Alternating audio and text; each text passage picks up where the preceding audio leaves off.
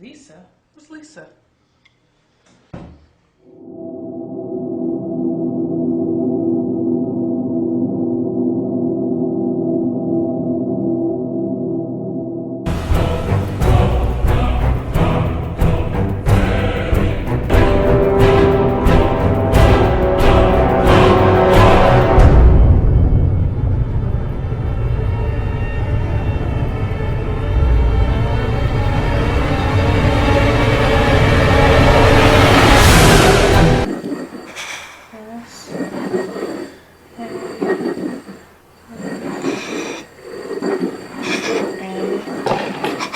Are you okay? Bethard! Oh my God! Bethard! Bethard! What's wrong? Get rid of it! Bethard! Bethard! Are you okay? Oh my God, you guys! Bethard! Okay, like a little bird. Bethard!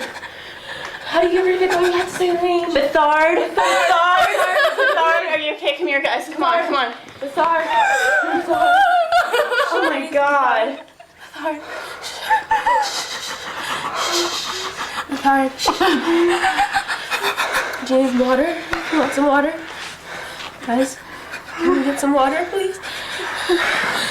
Hey, Bethard, are you okay?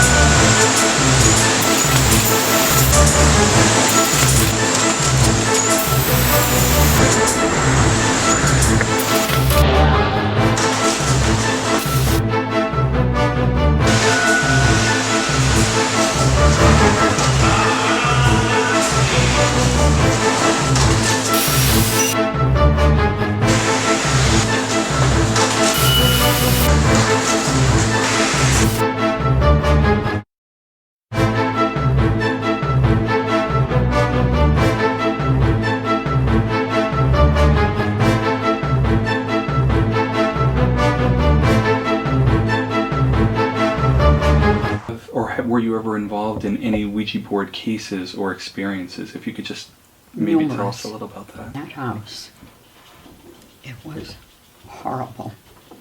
It was so scary and so horrible.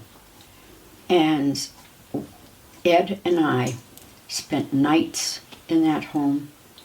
We called a Catholic priest. The family was Catholic. We called a Catholic priest. And during the midst of it, we had a lecture at University of Maine. No sleep. We went up and gave the lecture. Didn't stay overnight and came back home again. And the priest stayed there during that period of time with us. And the furniture that would be in the room would go like this, like you were moving it. You know how you move a heavy piece of furniture like this, moving it right across the room. Ed went into the room this one night, and it went fast. It went very, very, very fast, and he was commanding in the name of Jesus Christ for what was there to leave. And when he did, these chairs, the two love seats that were on either side of the fireplace, came and pinned him right into the corner. Now, I was in the boys' bedroom. The family were in the master bedroom in back of me. Ed had been there. Ed had been there with the mother, the father, the daughter, the son, and the family dog. And that Ed commanded in the name of Jesus Christ for what was there to make itself known or to get out. That bed with Ed, two men, the mother, the daughter, the son, on it, rose right up to the ceiling. And I was, then they did it again, and he kept commanding in the name of Jesus Christ for it to leave and to go back to where it came from. So the boy came in and he lay down on the bed. When Ed started, I turned over so I could see the boy. He levitated right off his bed and went flying right out the door and cut his head here. And the priest and the father and the mother and everything was taking care of him. And here's my bed rocking back and forth. The sliding doors, the large sliding doors, dematerialized. And you believe all of that was opened up or began? Through the Ouija board. They were church-going people, and there was absolutely no way other than that Ouija board. When we were at Hasbro, we found out that 13 million Ouija boards have been made since 1967. Wow. Most of them are bought like at Christmas time for kids to have fun with. That isn't anything to have fun with. That definitely is nothing to have fun with. If we were trying to help people,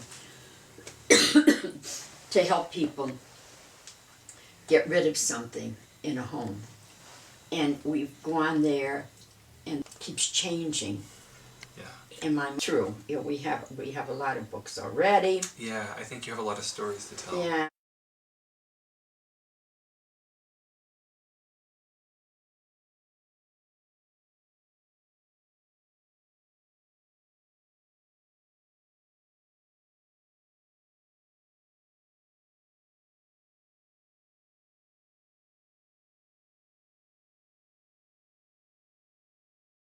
Well, he's probably up. Slightly, you know the routine? Yeah. We have an actual board here. Are we on?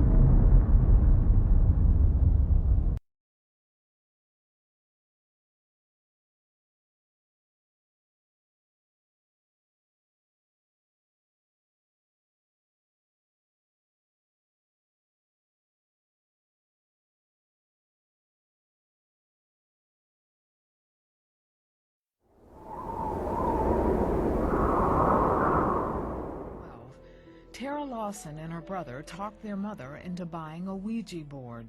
We just got a Parker Brothers Ouija board at the toy store, and we didn't realize that, you know, it was more than just a toy. What started out as an innocent fascination turned Tara's life into a nightmare filled with oppression. An evil presence made itself known almost immediately.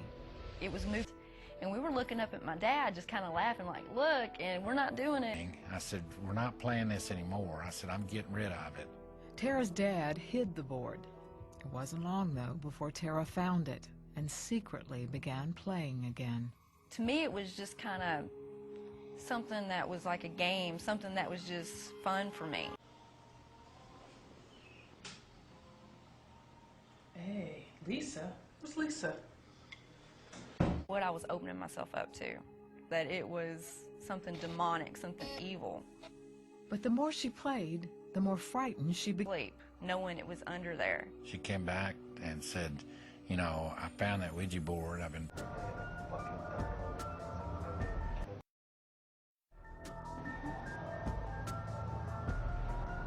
You okay? Edward! Stop! Stop! Chill out, man. Come on. Chill out. Chill, man. Fucking choke me. It's not me. Let's get rid of it. Tara and her father burned the Ouija board, but a few years later she was drawn back to it again. This time she made her own Ouija board with a friend. That one was even more powerful than the one before, moved even stronger. It would say things. So being teenage girls, we just would kind of laugh and feel kind of uncomfortable, but we keep playing. And I could tell it was spelling something, but it was going so fast I couldn't tell what it was spelling. But I saw my name, and it was saying, "I'm going to kill you, Tara. I'm going to kill you, Tara," over and over. We ended up saying, "Our Father which art in heaven." That's all we really knew to say. And it went to goodbye immediately. She stopped playing with the Ouija board, but Tara's life was dominated by loneliness and fear. Depression. I opened that door to evil into my life. It brought in. So guys, Ouija board, found it at a toy store. And I'm thinking about using it, I don't know. I'm not sure. A mysterious, mystifying game. Ooh. And it glows in the dark. So, I don't know. What's your guys' opinion? I mean, you know, I'm not sure. I've heard a lot of, "Don't use it, no, stop, it's terrible, ugh." And then I've heard a lot of, "Yeah, use the Ouija board, use it. So I don't know. Tell me, what do you guys think? Tell me.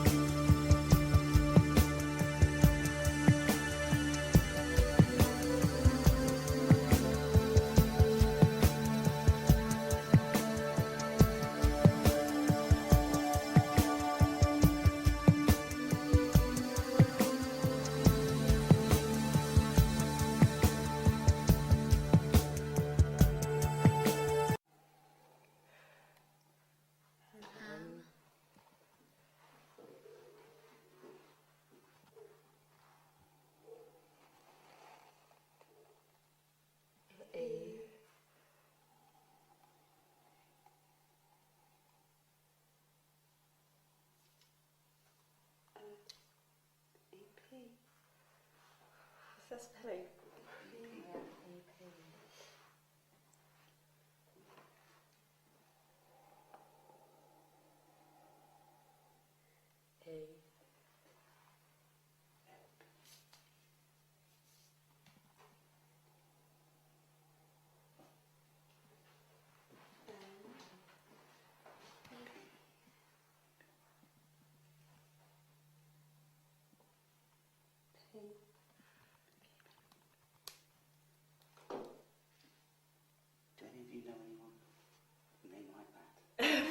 on the punch that we took.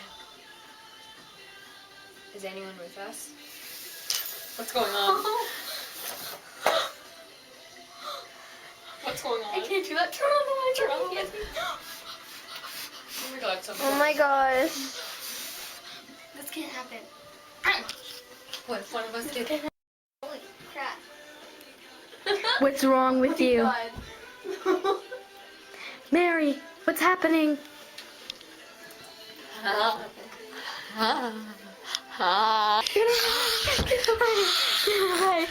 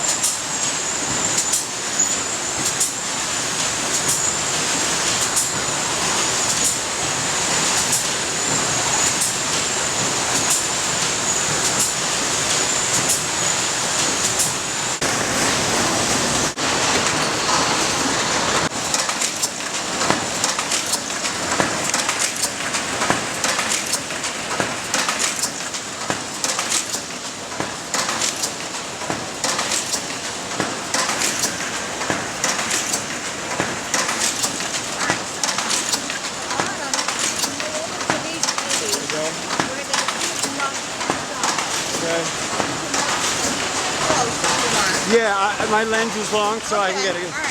So they're putting the board in, the next one will put the instruction sheet, and the next will do the planchette, and then we'll move over.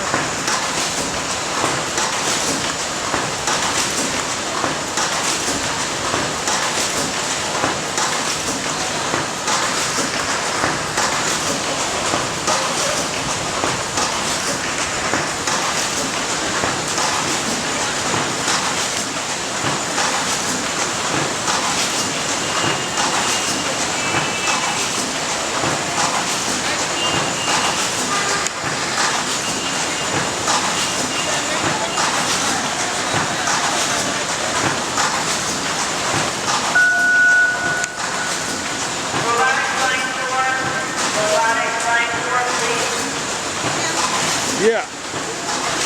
Oh, yeah.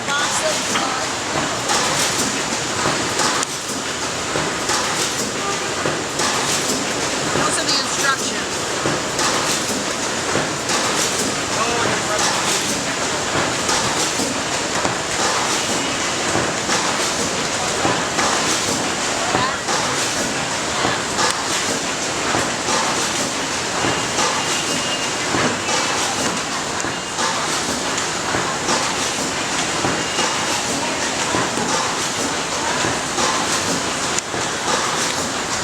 Thank you.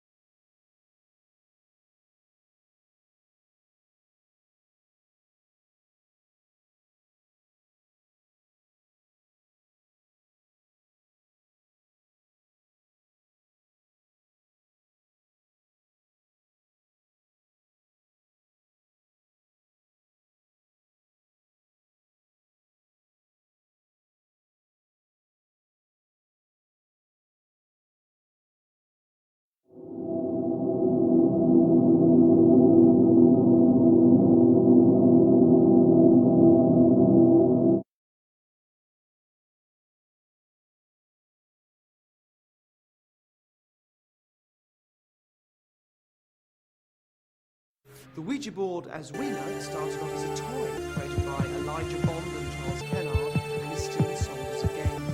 So how do you explain the movement of the glass on the wall? It's not spirits, then what is it? The truth is that the movement of the Ouija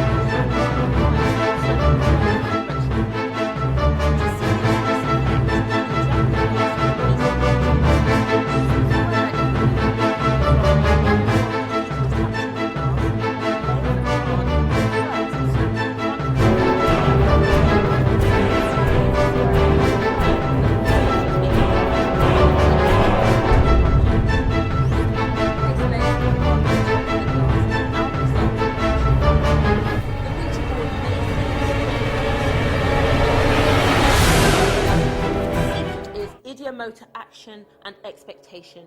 It has nothing to do with the paranormal.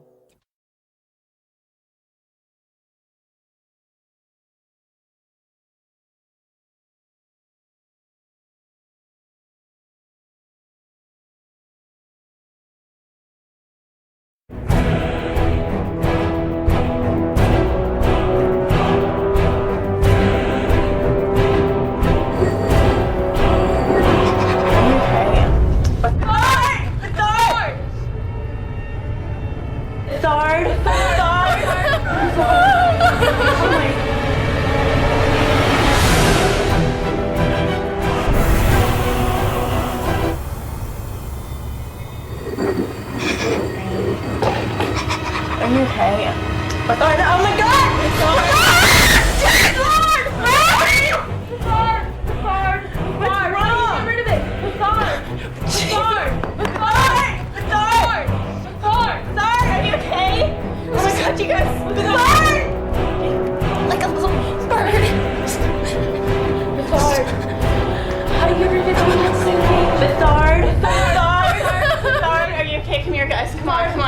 sorry. I'm sorry.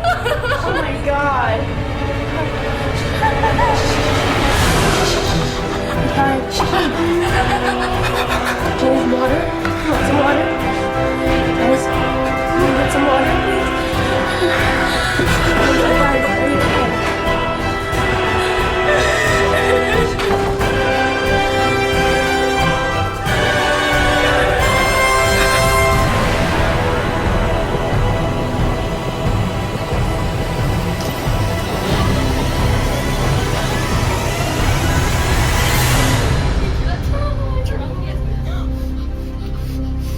Oh my gosh.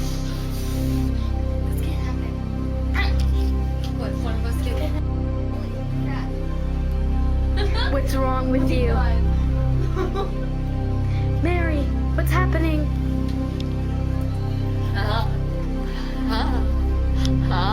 Get away. Get away. Get away.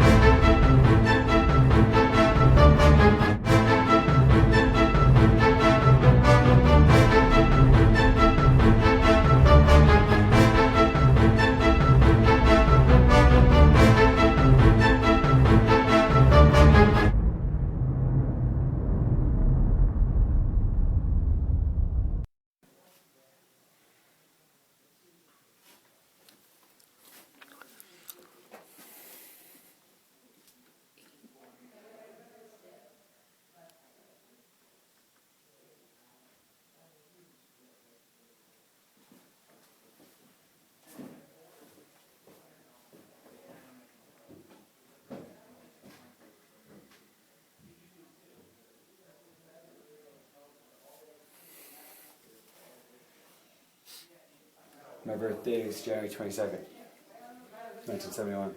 Oh my goodness. Can you ask them? Sure, anything. You ask it. What do I do when the gift I have when someone dies? What am I supposed to do with that? Is Carol have the gift of premonition of people who are going to pass to the next life? Because she seems to have had experiences seeing who's going to die before they die. The thought. Yes. And she wants to use it for good. Does she have that gift?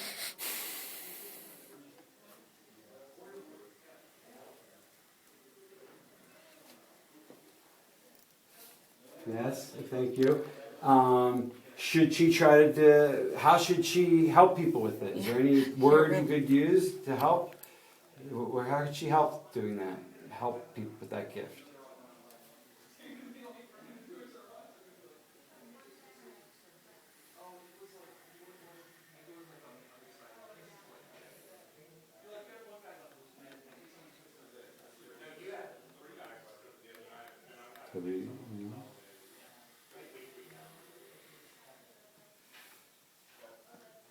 Ouija board. Maybe saying you have to do the Ouija board.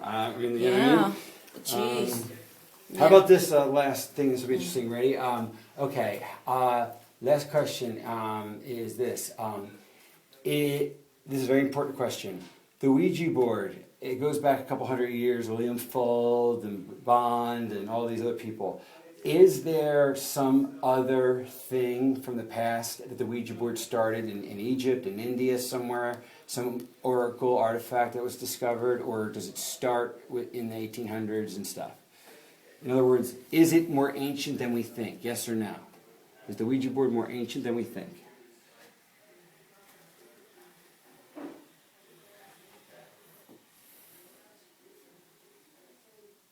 Can you tell us where in the world it started?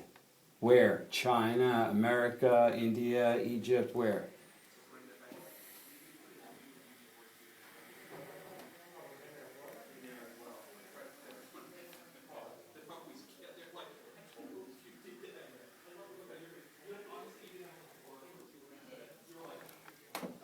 You, okay.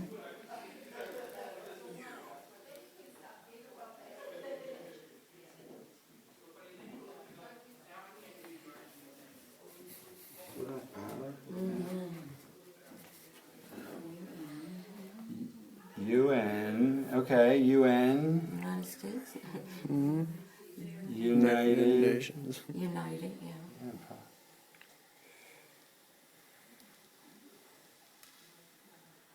All right, so United States is started in. Yes. What year did it truly get created, discovered, invented? Truly, what year was it?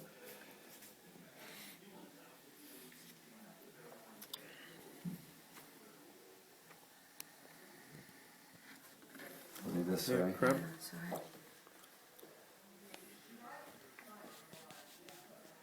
You're doing great. So, yeah, thank you. Or,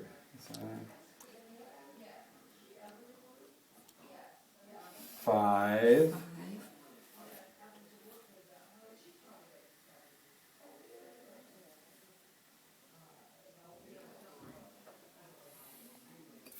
One or five.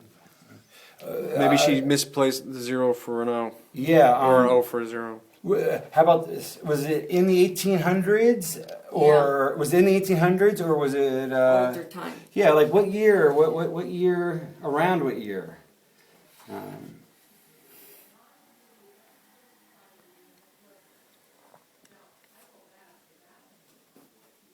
X, maybe Roman numerals. X.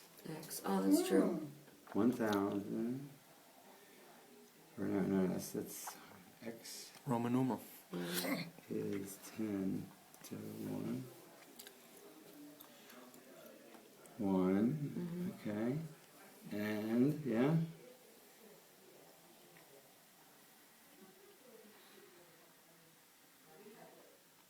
6. That's interesting. We're 1600 and what? 50.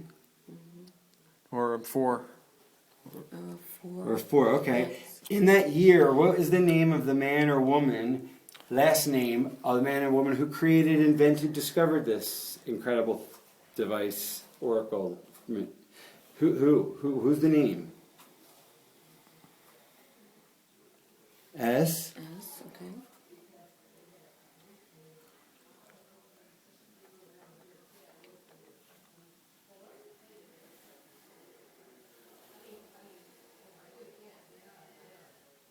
T. S. We need more help there. The name of the last name of the person who did it. S. Do you know who is the creator of the Ouija board? It's okay if you don't. You do? Good. Thank you. All right. Well, we're doing a film about it and trying to teach the world about it. We know William Fuld and Bond and all these people and Kennard. Who is the person, man or woman, who created the Ouija board? Who had the first inspiration? Or was it discovered? I mean, who's the person?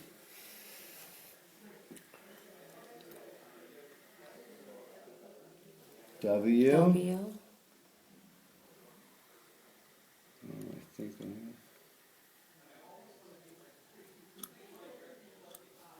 A. W. Did you A. M-A? It seemed like W. Oh, W-A. W-A. Mm-hmm. W-A. T. What? W-A-T. Yeah. Mm-hmm. Okay. W-A-T.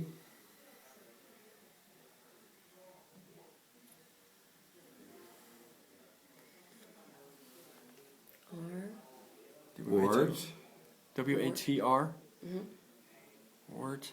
Wart.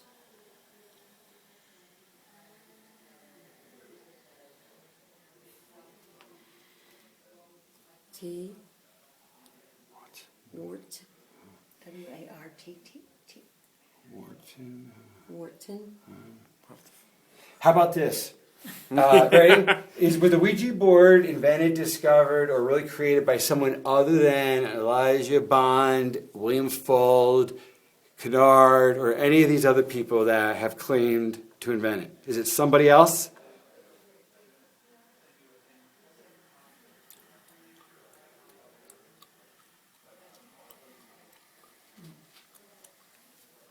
Okay.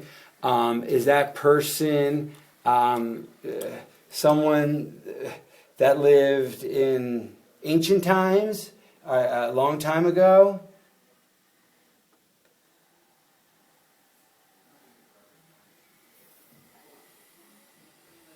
Okay. And how old is the Ouija board? It's the year 2011 right now. How old is the Ouija board? How long since it was first created? Hundreds, thousands of years? How old?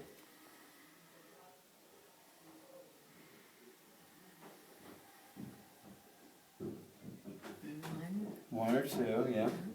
It's like more like one.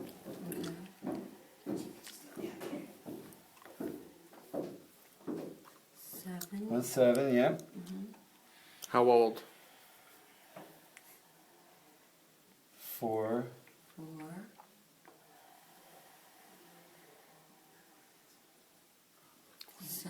1748. 1748? 1748 it was created, yes?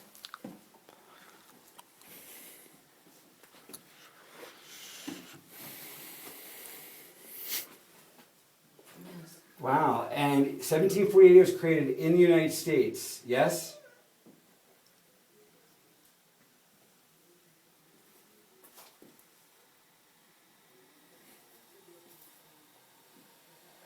No, okay. It's 1,748 years old. Yeah, see, that's the question.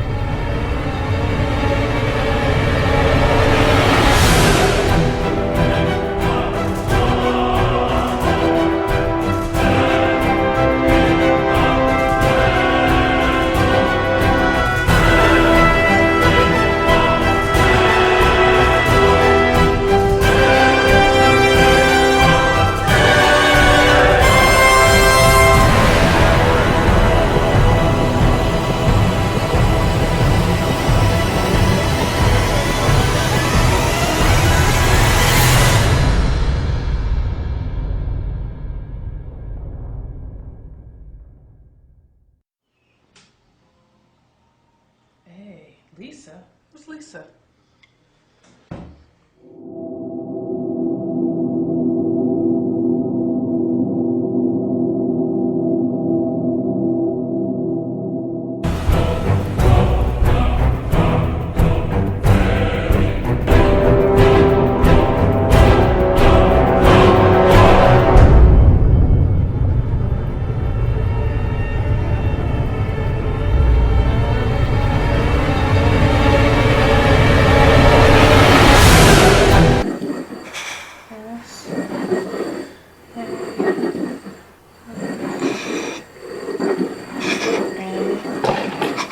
Are you okay?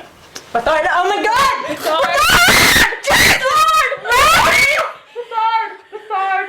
What's wrong? Get rid of it! Bethard! Bethard! Are you okay? Oh my God, you guys! Bethard! Okay. Like a little bird. Bethard! How do you get rid of it? Don't you have to say your name? Bethard! Bethard! Are you okay? Come here, guys. Come on. Bethard! Oh my God!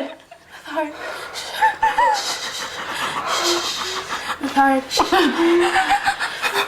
Do you need water? You want some water? Guys, can we get some water, please? Hey, Bethard, are you okay?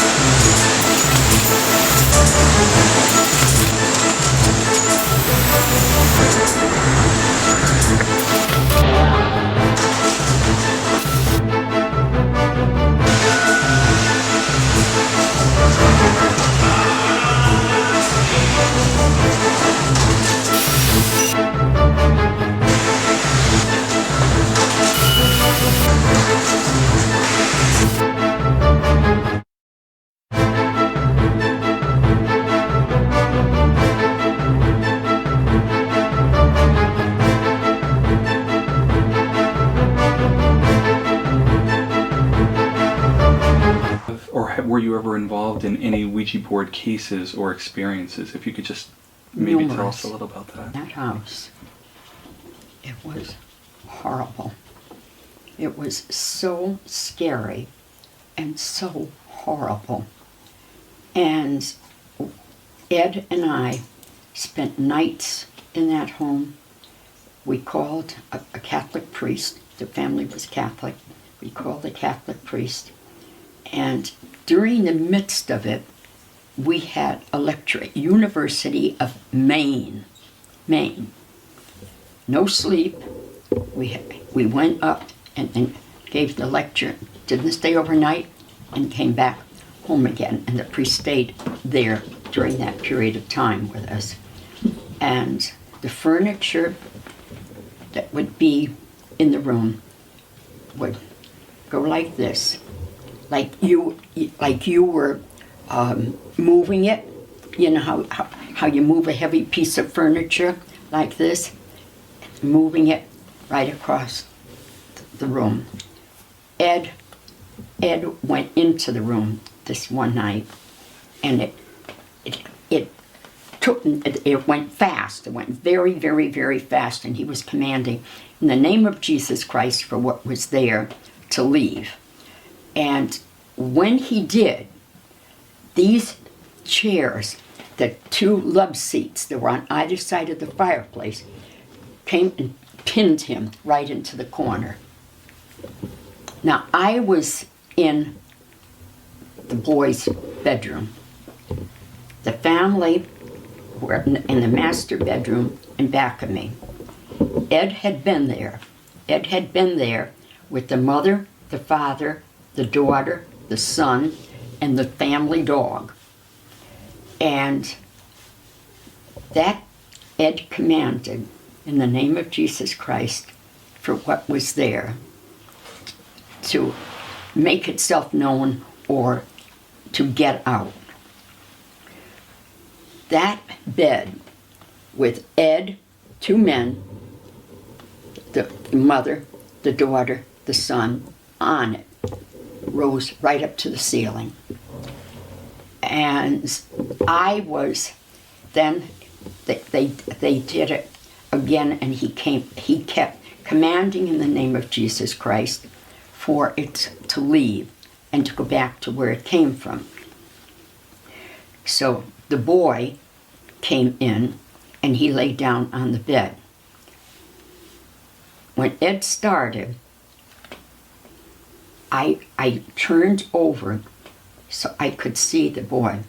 He levitated right off his bed and went flying right out the door and cut his head here. And the priest and the father and the mother and everything was taking care of him. And here's my bed rocking back and forth. The sliding doors, the large sliding doors, dematerialized. And you believe all of that was opened up or began? Through the Ouija board. They were church-going people, and there was absolutely no way other than that Ouija board. When we were at Hasbro, we found out that 13 million Ouija boards have been made since 1967. Wow.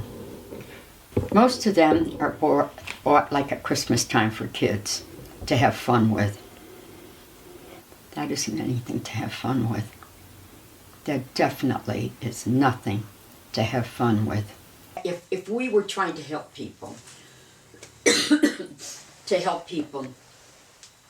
get rid of something in a home, and we've gone there and it keeps changing. Yeah. Am I true? Yeah, we have a lot of books already. Yeah, I think you have a lot of stories to tell. Yeah.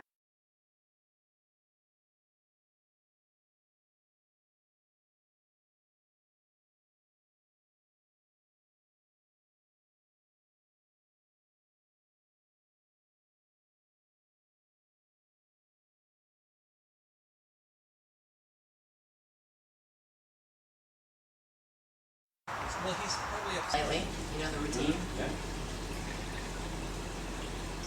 We have an actual board here. Are we all right?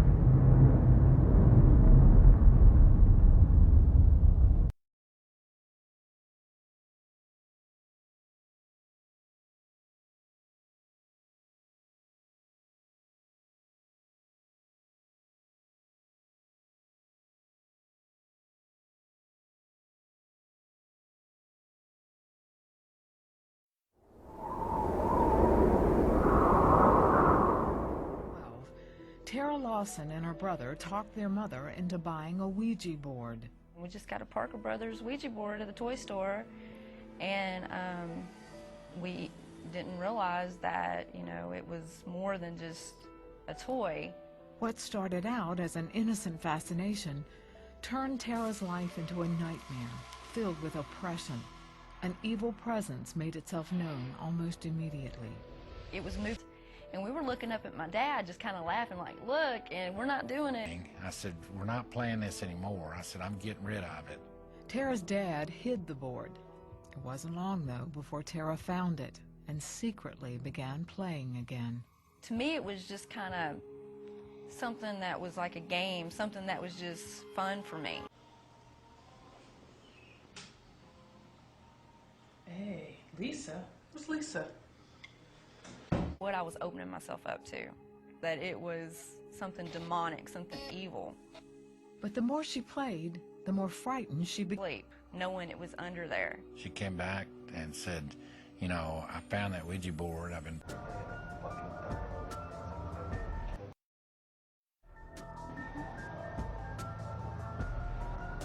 You okay? Edward!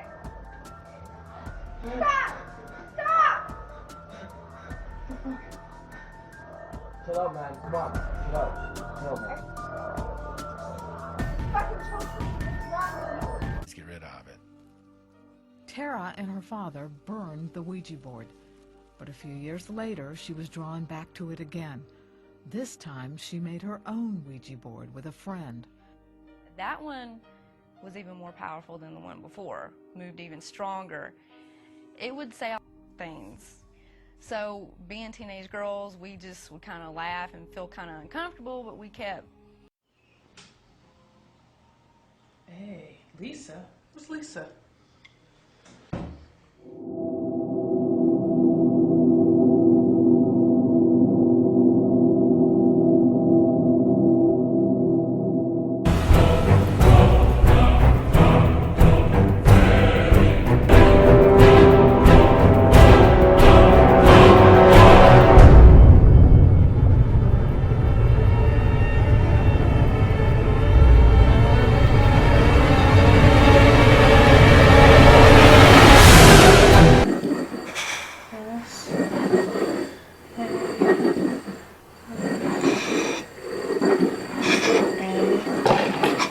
Are you okay?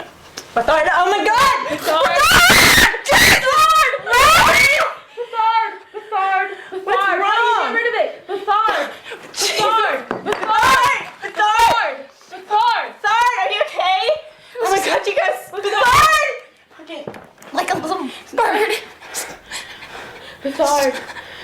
How do you get rid of it? Don't you have to say the name? Bethard! Bethard!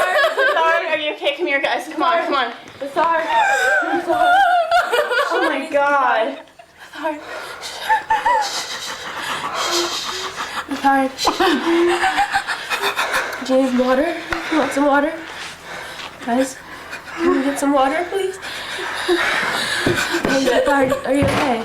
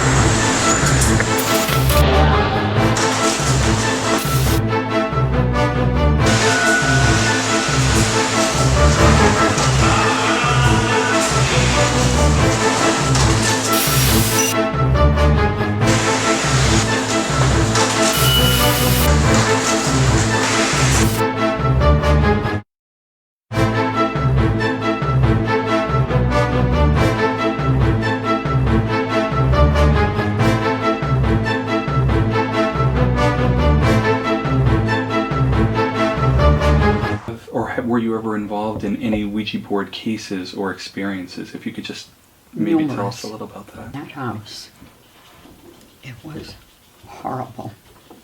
It was so scary and so horrible.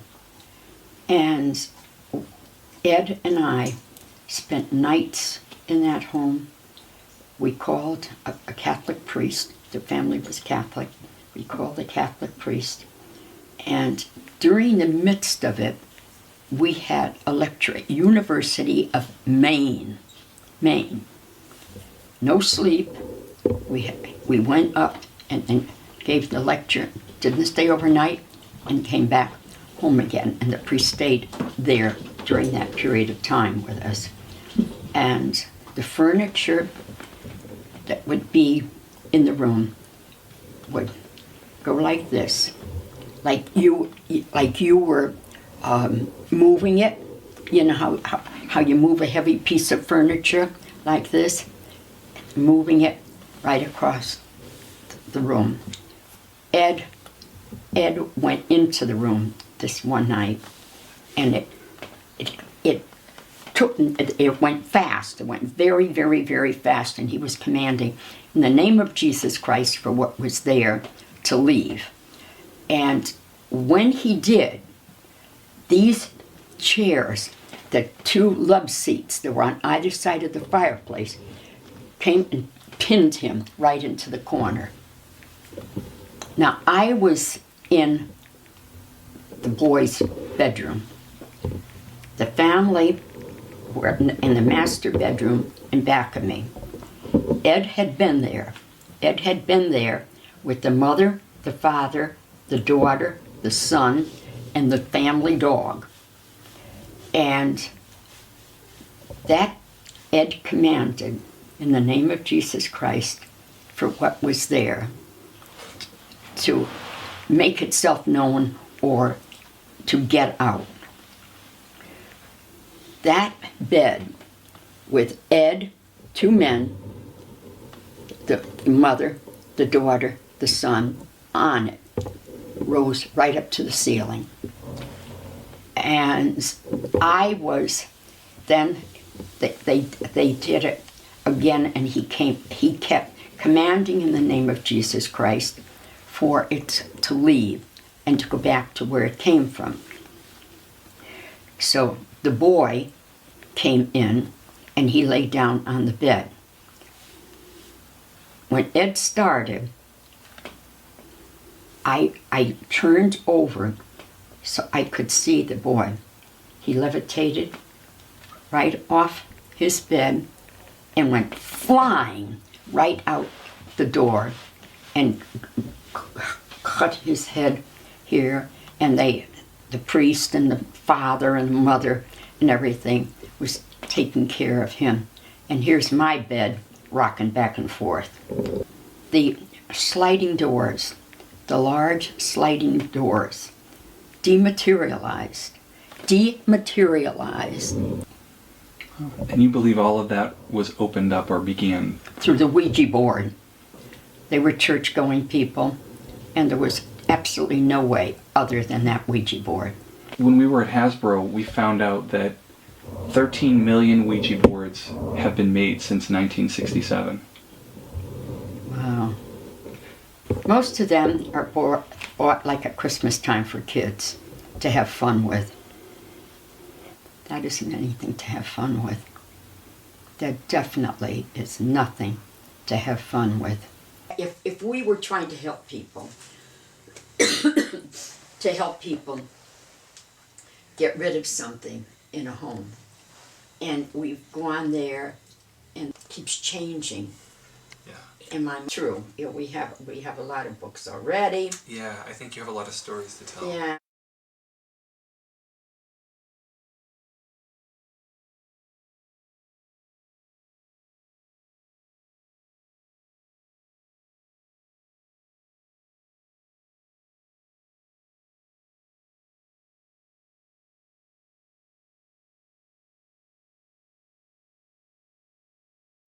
Well, he's probably upset. You know the routine? Yeah. We have an actual board here, a real one.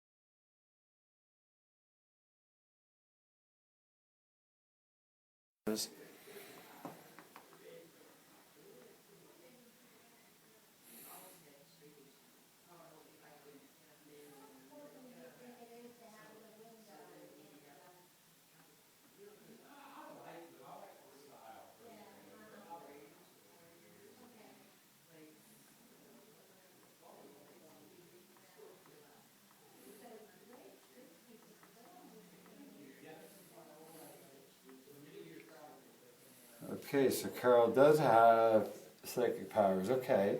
How are you feeling? Do you feel it? Are you spirit? Are you a woman?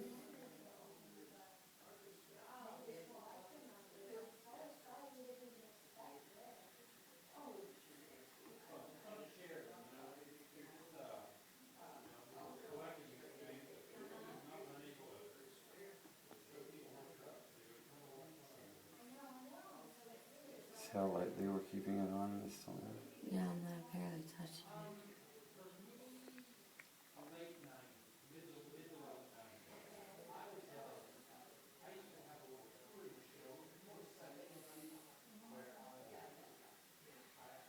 Yes, you are a woman. Okay. Can you tell us your name, Spirit? Thank you for contacting us. What's your name?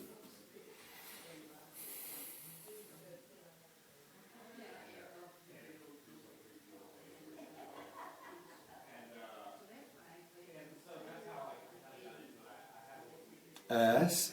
Great. Thank you. S.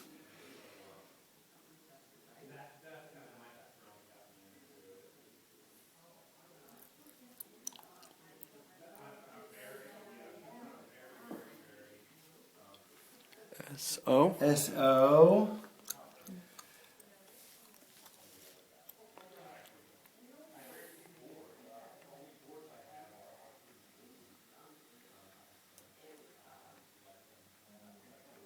F. S-O-F. See where that's going. If it is, I think.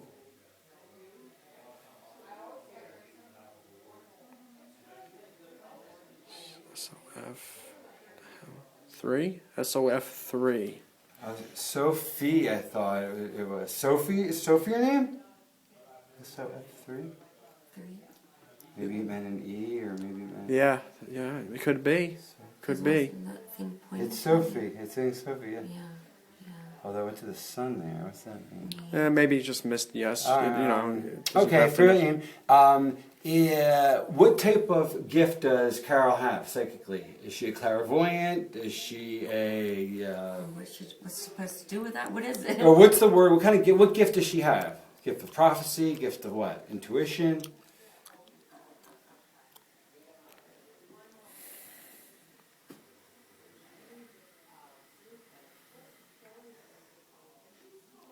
N. N.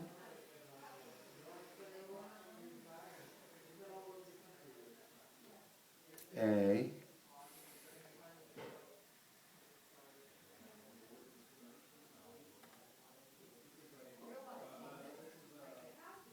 Not available? Or not, not available? Who knows?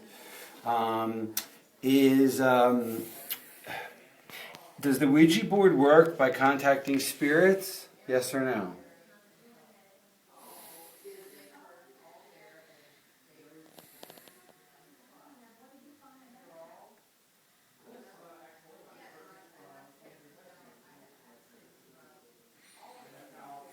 I'm not sure what that is.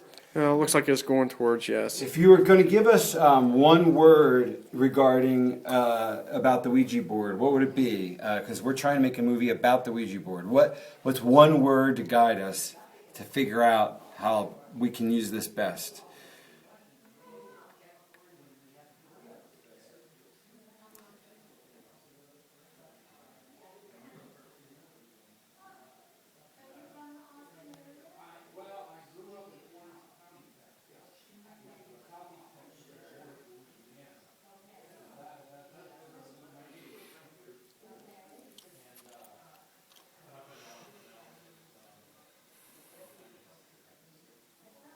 X? Well, maybe. Is it right under or is it supposed to be pointing? X, or it could L. be L. I thought the L was supposed to be pointing, so a lot of things that we misunderstood. Maybe it's L, because it's supposed to point, not under. It's not a magnifying. Right, yeah, like the new one. So maybe it was Sophie. Yeah. Because where was the one she pointed to? 3. Well, she went to 3. E's up here. I don't know. Let's see. Well, if it was pointing to this, 3 or Q, 3 could be something, it's significant just, in her life. You never know. She might be 3 years old. That's exactly, that's true. And maybe that's why she's not spelling it correct, L, guys. right? Yeah, L. What else? E.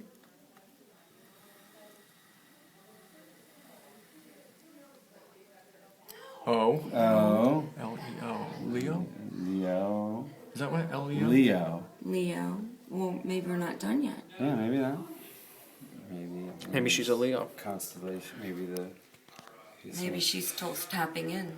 Or maybe, is anyone Leo here? All right, yeah, there's a little thing upstairs about the different signs so maybe it has something to do with that. Well, she gave us, maybe she's 3. She's might be trying to tell us when her birthday is, or yeah, something. even though we're asking the Ouija Well, board. how old are you when you passed away, Sophie?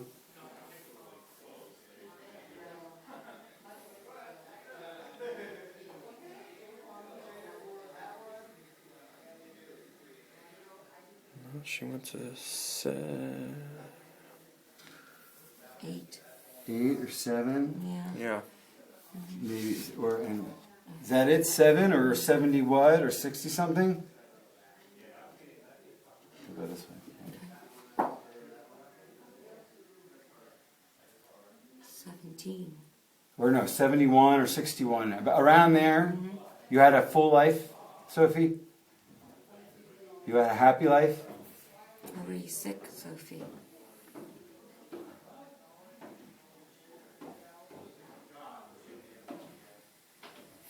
So she had a full happy life. I don't know if she was sick either one. Yeah, I guess we have to ask one question at a time. How about this? I don't know anything about Carol. I just met her tonight.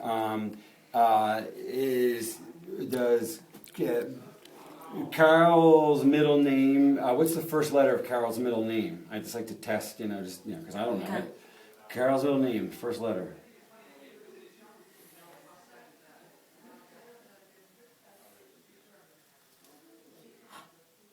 It's Ann. Wow. Sophia, we're impressed. What's the last digit to my... actually, what's my birthday day? It's in January. What day in January is my birthday? Because Carol doesn't know it.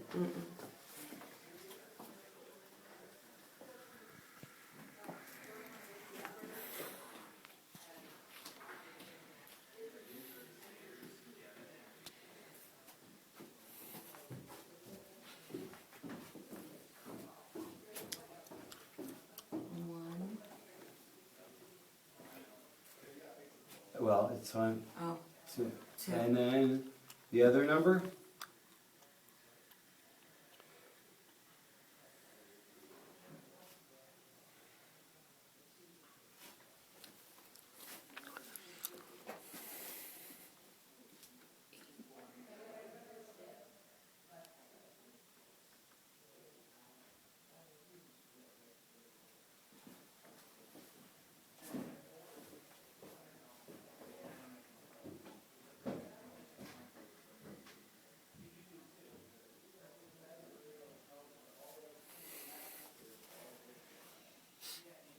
My birthday is January 22nd, 1971. Oh my goodness. Can you ask them? Sure, anything. You ask it. What do I do when the gift I have when someone dies? What am I supposed to do with that? Is Carol have the gift of premonition of people who are going to pass to the next life? Because she seems to have had experiences seeing who's going to die before they die. The thought. Yes. And she wants to use it for good. Does she have that gift?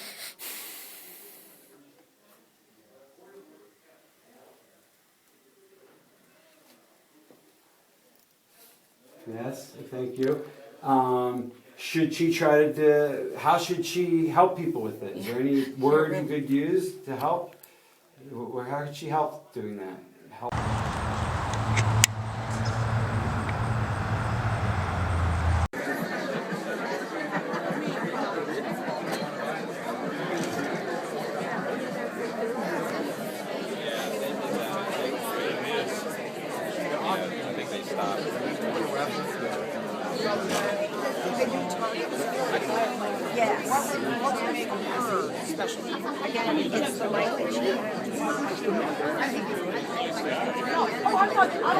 You can't see them, but if one person can, we're going to attach to them.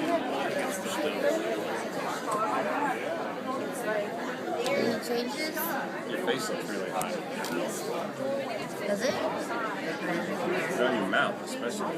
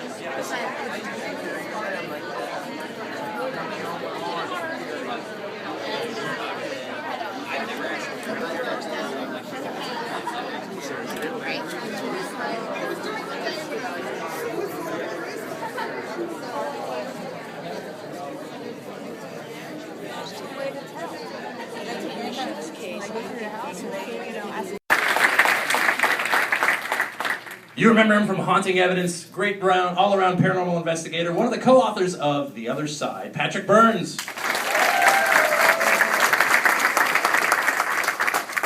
And of course, Ben Hansen from Sci-Fi's Fact or Faked.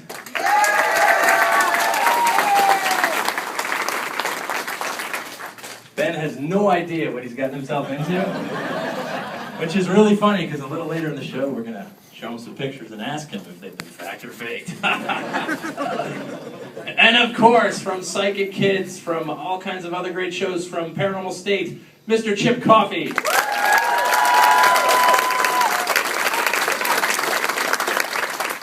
And to make Chip uncomfortable for the next 30 minutes, this alien. As if that were necessary.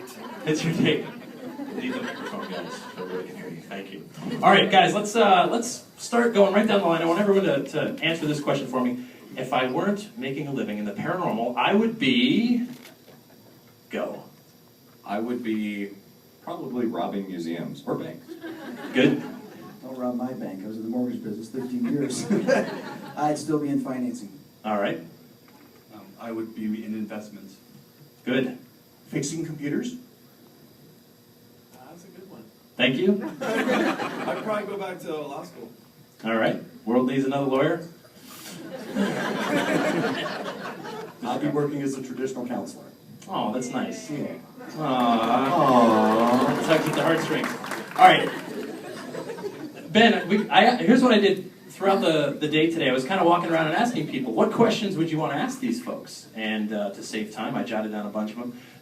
Ben, you're up here with 2 psychics. How do you feel about psychics in general? I know you like to deal with the facts and stuff like that, but...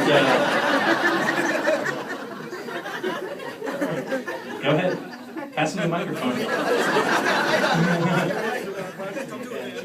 I've never been read before. Is that how you say it? Never been read? I've never been read. They knew you were going to say that. I don't know. I'd like to see it. Okay. All right. Well, tomorrow we'll set something up. All right. Very good. So, guys, I know a lot of you have been on TV, and I'm curious how you feel. What's television done as far as paranormal investigation in general? I mean, a good thing, a bad thing. Do you think it fairly portrays what's really happening out there? Trying to jump around. Chip, you were on a couple shows. Well, you have to take into consideration that everything is edited. You've got hours and hours and hours and hours of videotape that has to be condensed down into 22 or 44 minutes. Right. So in order to keep it so an audience, a television viewing audience, can follow the story, there are some liberties that are taken with editing sometime, and that's just the normal course of things. But I don't think it's harmed the investigative community too much. I haven't decided if I'm on an infomercial yet, or I'm waiting to be hypnotized up here. I don't know what's going on. When I snap my fingers, you'll flop like a chicken.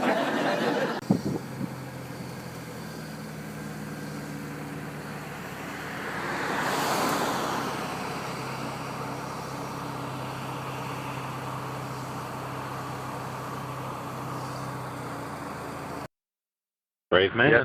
Hey, you know what? Anything for the shot. And you know what, though? Because here's the beautiful thing. You know, well, on the other side. Yeah, I'm thinking.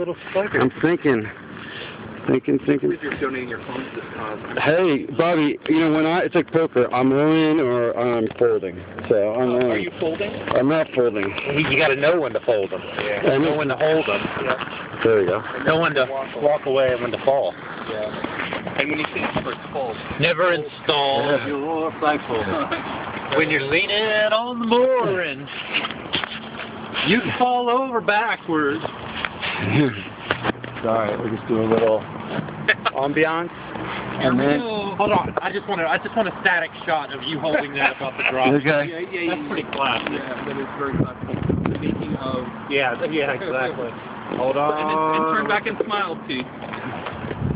Smile back. Look back at us and smile. Like so you get a good shot of it. Just turn to look back. Like this. Yeah, exactly. All right. But stay looking. I gotta make sure. 3, 2, and 1.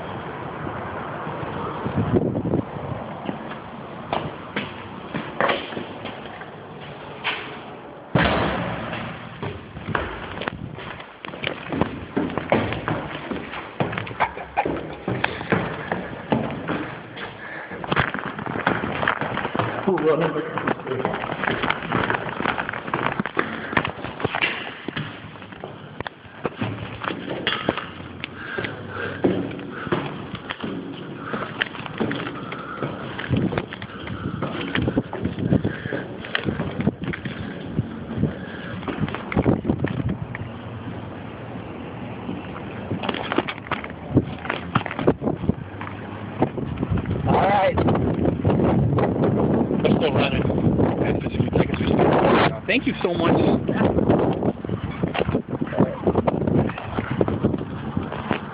Okay. Here you go, T. Got a response now? I don't know that.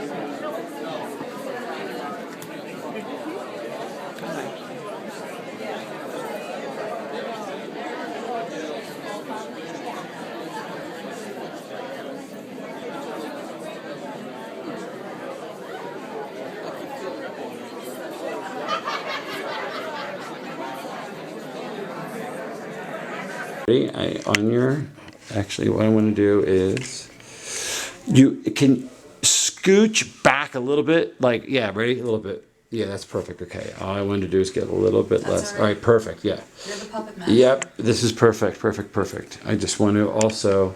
We can't prove it, we can't recreate it, but, you know, we learn as we go, and we learn from the urban legends that have been passed on.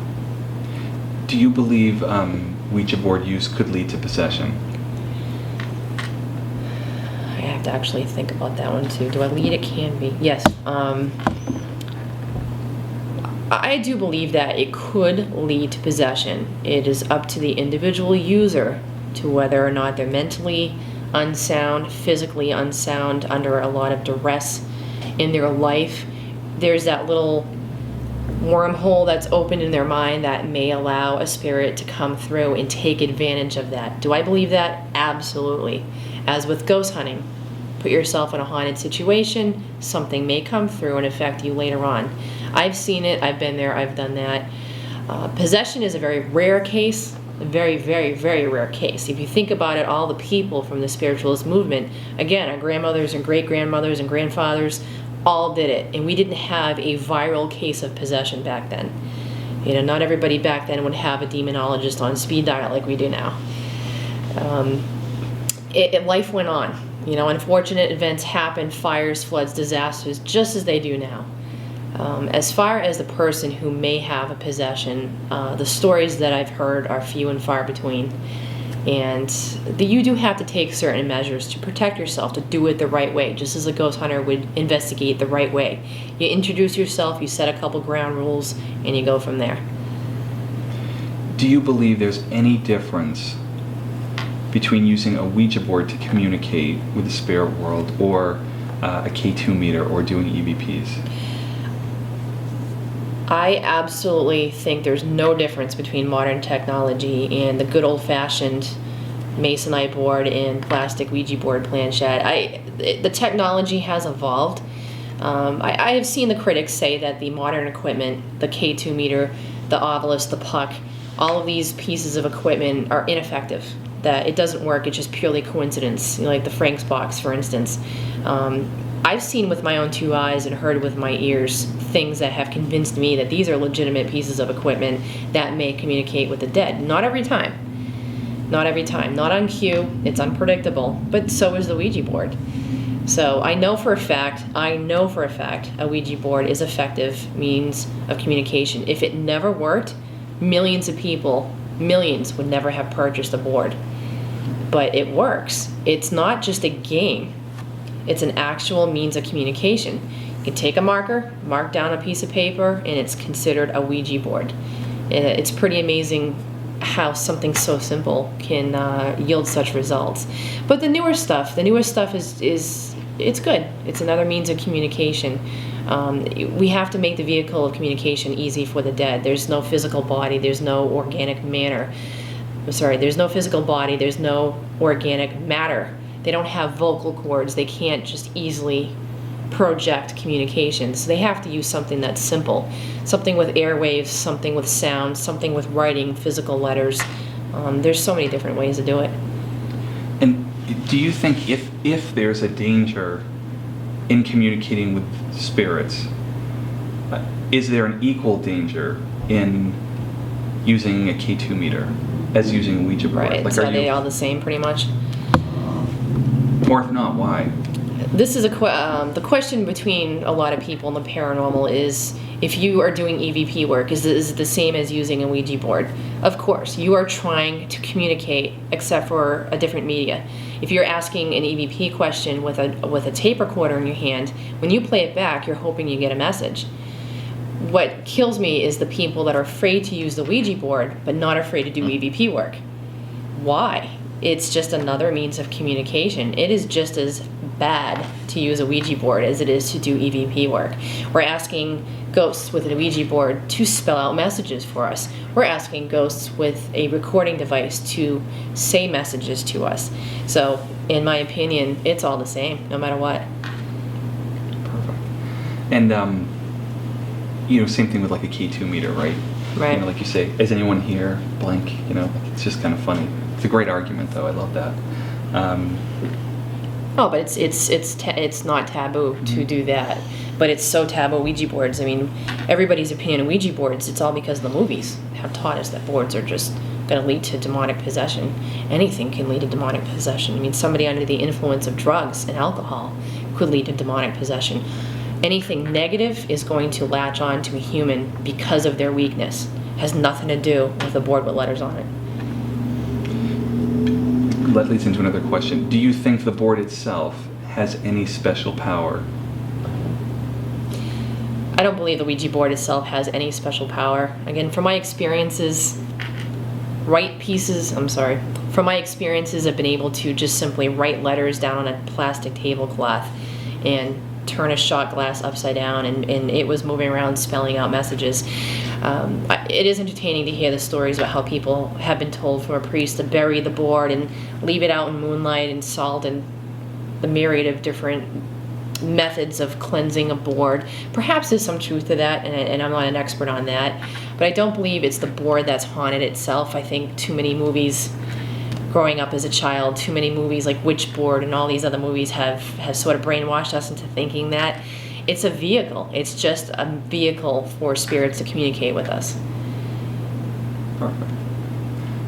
Do you want to do... Just wonderful stuff. Yeah, it is perfect. Well, why don't we get into her the invention? Yeah. Well, when I one last question. Okay, so we found out when we were at Hasbro that since 1967, 13 million Ouija boards have been produced. That's a lot. 13 million. Wow. I was hoping you would tell me about that, because I said millions of people have been using them. Thousands seem too small. Yeah. So 13 million. Yeah. So respond to that. Hearing just 67. 67. Do you guys ask them if anyone ever writes them with their horror stories? I mean, can they produce letters from people that said this board ruined my life, I'm going to sue you? They can't. Letters are legally confidential between the people who send them, but yes, they tell me that they exist. They do. And you got William Fuld letters, which is the same thing. Yeah, I have all the letters from 1890 to 1966. Every letter that every customer ever wrote in. Good, bad, and ugly. Did you read them? Oh, yeah. I've transcribed them. That just bleeped. I don't know if it's full or what. But that's okay. That's interesting. I'd like to talk to you about that sometime, like what people have said. The urban legends, is it coincidence that their house just burnt down a week later? Or you can see all kinds of things, from people being... becoming pregnant, believing the Ouija board, trying to sue the company for... No, it's just semen. For father. Yeah. Exactly. It happens. It spelled out pregnant. It was so super... so it did spell out pregnant. Well, it's like Jeff Jody Love Dead. Now, the guy, Jeff Howe... they should interview Jeff Howe. He's a retired police officer. That's who the board spelled out. Jeff Jody Love Dead. Every time I see him, I mention that whole thing, and he just clams right up. He won't even talk about it because he's that disturbed about it that night, thinking that it was all of us playing a prank on him, and then for him to propose, take that ring out of his pocket, and she turned him down and dumped him. It was like, whoa. He was the freaking goosebumps again, man. One thing that's always been a head scratcher for me, I mean, how can society put the Ouija board in a category of being so evil and something that could cause all these problems, but at the same time, hey, it's a toy. You can buy it on your shelf in your local store. I mean, how can we be on so different sides of the spectrum? Well, it of was that? marketed that way as a toy. But why? How else are you going to market it? Look They at, made look a at the ton of money. folklore that's attached to it. I mean, know. look at what we're talking about right here in this interview. The potential dangers, the possessions, people that are getting their lives, turned upside down by things like this. Well, I compare it to like a crystal ball. People use crystal balls as another medium to communicate with the dead and predict the future. But if Hasbro came along and marketed the crystal ball, it'd be one in every house. It just hasn't been marketed as a paranormal or afterlife invention for that. You can find a crystal ball on a great shelf in a shop in Salem. And everyone sees the crystal ball, and there's only one reason for it. It's because people used to gaze in them in the days, and if you picture the old gypsy, But if Hasbro came along and marketed a crystal ball, but a $4 version of it, there'd be one in every closet. Yeah, it's true. Well, to me, it's all an invitation. I mean, whether you're talking about a K2 meter or a Ouija board, it's all an invitation to communicate with the other side. So I don't know how they can possibly classify it as a toy if it's being used, primarily for what we're all talking about. This is a Hasbro documentary, so I don't think they want us bashing it. No, it's not a Hasbro documentary. Yeah, no, it's totally not. Oh, it's They not? just No. agreed to be part of it. Okay. So We were yeah. the first people to ever film in there, but they. So they're not sponsoring this. No. So who's paying for it? So I will tell you this. Hi, yeah. Oh, so this We're really splitting is it, your yeah. project. This is totally Oh, indie. okay. It's a total. That's why, we really So want be to get the completely real honest, story. because it's exactly what we want, and they know we're. Oh, I didn't know if we should just Oh, no. say taboo. So I'll tell you, there's two things, and then you can both respond to them. One is, since 1967, 13 million Ouija boards have been produced. The second thing to respond to is that Hasbro and Universal Pictures are working on a movie. So they're working on a movie that's going to be released. It's supposed to be next year. So clearly there's interest, or they're trying to spark interest. Like, what do you think of ongoing marketing and? You want to go first? That's a really good question. What do I think of ongoing marketing? I think the beauty about the Ouija board is it markets itself. We don't really see too many commercials on TV about the Ouija board at all. What kind of network would air it? It's one of those taboo things, like, ooh, it's bad. Yet it's a great seller, and it's a very profitable piece of board game merchandise, if you'll call it. There really hasn't been any new stuff about the board. It's just passed down from generation to generation, and children speak about it, and it's one of those things like Bloody Mary and Light as a Feather, passed down to generations just from talking about it. Ouija boards will always be here. You know what I want to do? I want to talk about something. You and I talked about it, how I wanted to work with MIT students about some research. Perfect. How does that tie into the future of the Ouija board? Well, you could Is just that another question? Or? No, we have a question. Do you think that the Ouija board is something that should be researched and studied by professionals, and kind of try to figure out why? Yeah, I'm dying to talk about that, and you'll get the answer too. Go for it. You're on a roll. This is just something that has to get done, and I really want to work with you on this. The future of the Ouija board is just so wide open. You got everyone looking for ghosts, but not a lot of people in this country are really doing a lot of work with Ouija boards. I would love to work with some MIT or Worcester Polytech Institute students as a project, and this could be a very futile project for them, for a research project. I would love to do some studies on the Ouija board use. I would love to actually thermal studies, X-ray technology, just kind of find out what is pushing that planchette. We already know that something is. Is it us? Is it our energy? Or is it something supernatural pushing it?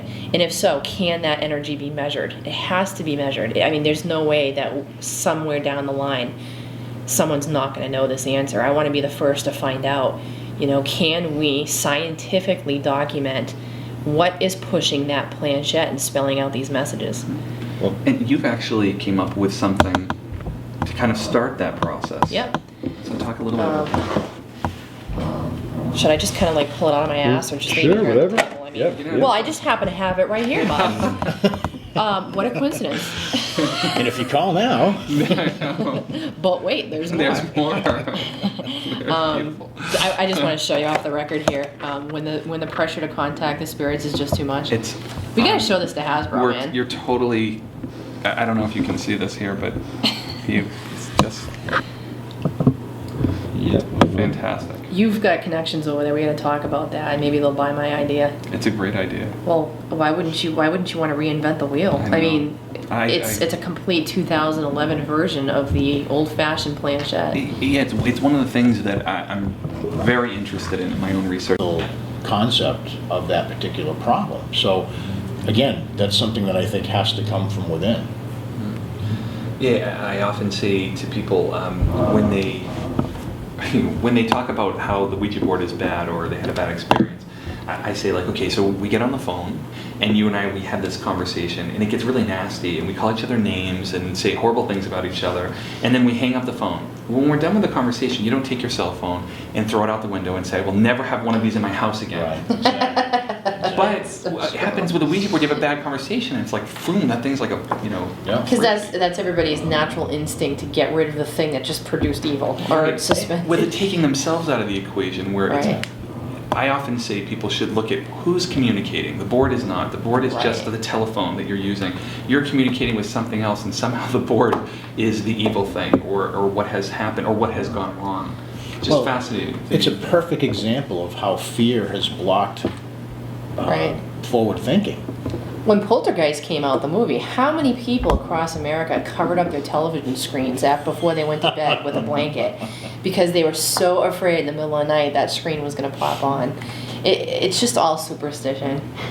And we've solved that problem with satellite and cable TV where there's no white noise anymore. Right? It's always going. So why are all these people running around possessed now? What do you guys think about this idea that, from quantum physics, the hardest science you really can get, they'll talk about the idea that thoughts are reality, or this slit experiment where the observer changes the nature of an atom, or the entanglement idea where an electron separated from another electron a million miles away. If you do something to one electron, it affects the other.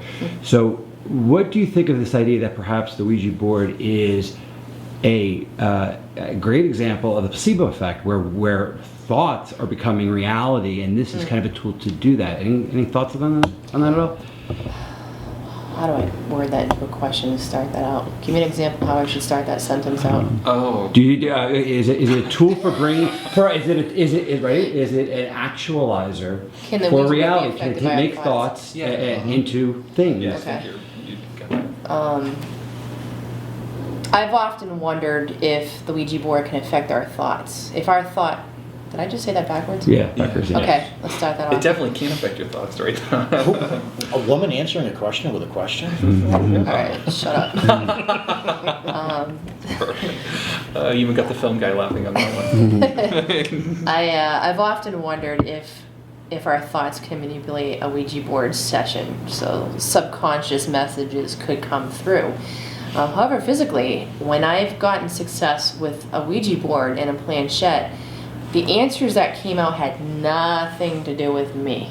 There were names being pulled out on the board, dates, usually unusual circumstances about a person's death. That's how they usually present themselves, with circumstances of how they passed, and talk about them a little bit. And then my session experiences tend to lead into question and answer. Then it's about me. What kind of answers am I going to get out of this, to sort of just to throw it out there, because everybody does it. They start answering, am I going to be rich? Am I going to fall in love?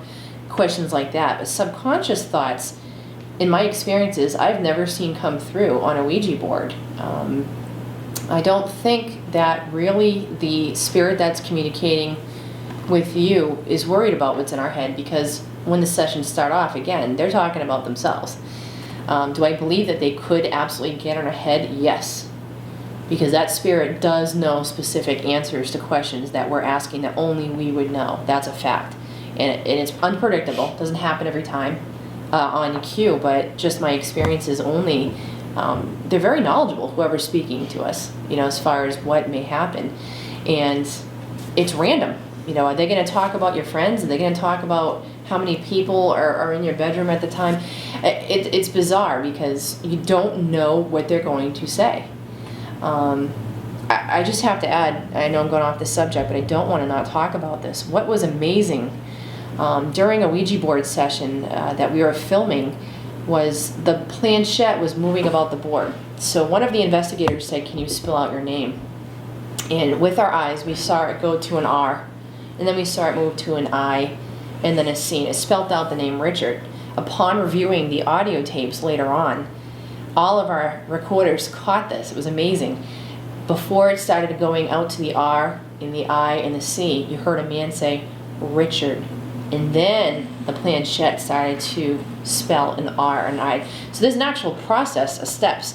The spirit speaks physically, which we may or may not catch. It depends if you're recording or not. But the same night, it happened again with the name George. "What is your name?" Started to spell a G and then an E, and you heard the man say, "George," in a completely different man's voice, where there was no men present during the session. Absolutely unbelievable. And so that thought process, there's steps, it actually, we were able to hear the spirit speaking physically and then taking the energy to move the planchette. So how is that possible that might have been coming from our minds? We weren't thinking George or Richard. Somebody was actually speaking it that we couldn't hear with our ears and then moving it. So that was just completely a message coming from its own. Neat. It was neat. I've never seen anything like it when that happened. A lot of people talk that Ouija boards open up doors or portals. Do you believe that a Ouija board opens up doors or portals? And where do you think those are? Are they in you? Are they in the board? What's happening? You know what I mean?